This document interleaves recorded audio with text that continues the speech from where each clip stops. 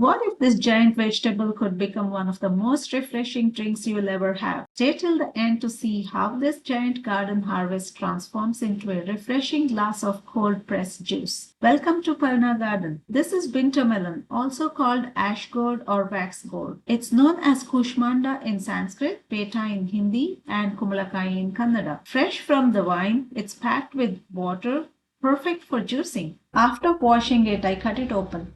The core contains a lot of seeds that you can save for planting next year.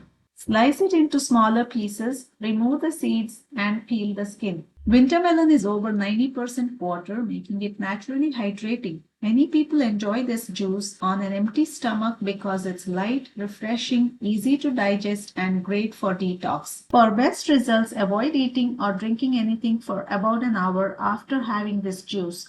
This gives your body time to absorb and make the most of its nutrients. Now for the fun part. The juicer slowly cold presses each piece. Fresh juice flows from one outlet while the pulp comes out of the other.